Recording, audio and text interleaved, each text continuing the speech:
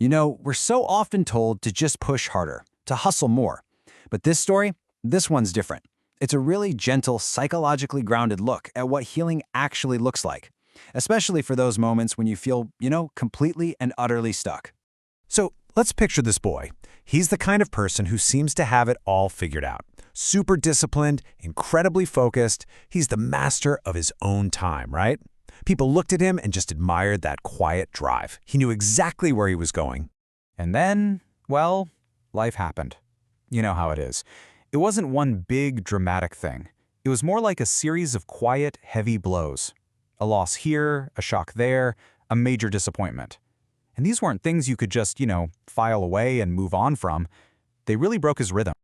Okay, so this is where things get really tricky.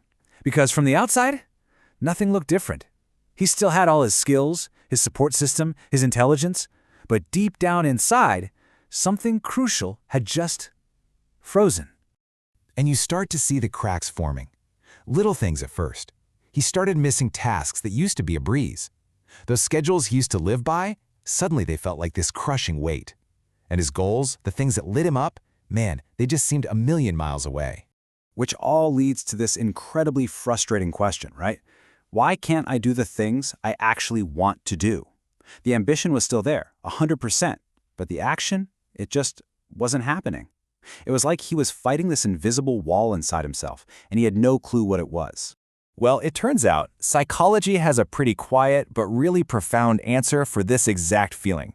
And here's the kicker. It has nothing to do with willpower, and it's definitely not about being lazy. It all comes down to how our brains are wired to protect us. Yeah, so the key idea here is something called survival mode. Think about it. After something traumatic or super stressful happens, your brain completely reshuffles its priorities. It stops caring so much about long-term goals and growth, and instead, it goes all in on immediate safety and self-protection. It's a built-in defense mechanism. So you can really think of the brain having two basic states. You've got growth mode, where your prefrontal cortex, the planning and discipline part, is running the show. But then there's survival mode. That's when the emotional part of your brain takes the wheel. And its job isn't to plan your next 5 years. Its job is to guard you, keep you alert, and make sure you're safe from any more harm. For our boy, that planning part of his brain had pretty much just gone offline. And this really gets to the heart of the misunderstanding, doesn't it? His inability to get things done wasn't some kind of character flaw. He wasn't lazy. It was literally his own mind, on a subconscious level, trying to protect him from more pain. How? By shutting down all the stuff it decided was non-essential for survival. But what was he doing every day? He was piling on the pressure, beating himself up for not being the guy he used to be.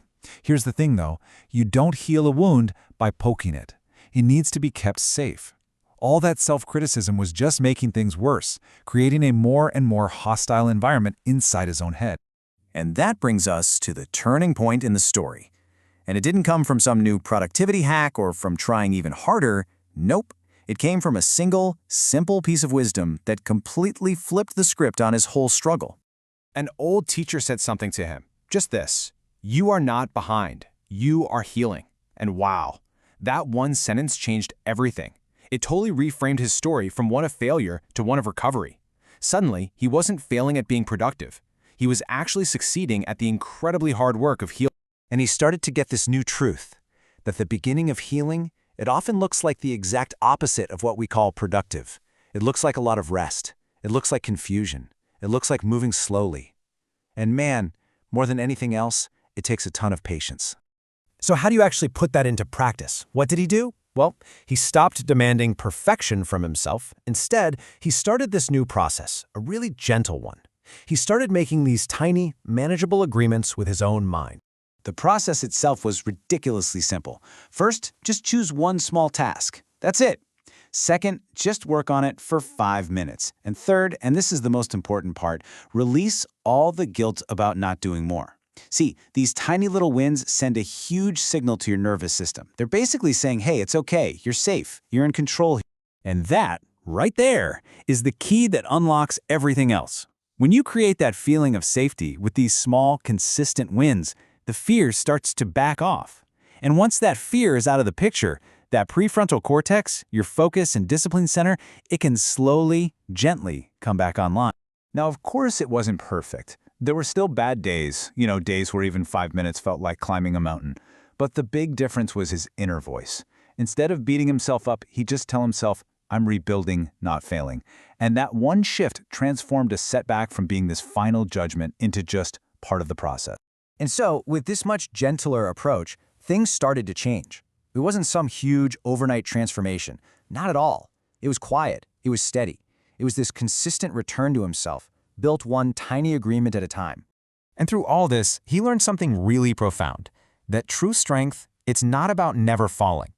It's about having the guts to fall, the wisdom to figure out why you fell, and then having the self-compassion to help yourself get back on your feet. Because in the end, what he figured out was that his fire, his passion, his drive, it never really went out. It was just buried under all these ashes of pain and complete exhaustion. And the beautiful thing is, with enough time and patience and safety, ashes always remember how to glow again. So, what's the big takeaway here for him and for you? First, remember that trauma blocks your actions, not your ambition. That fire is still in you. Second, self-compassion works way better for motivation than beating yourself up. Third, it's the small, consistent steps that actually heal the brain.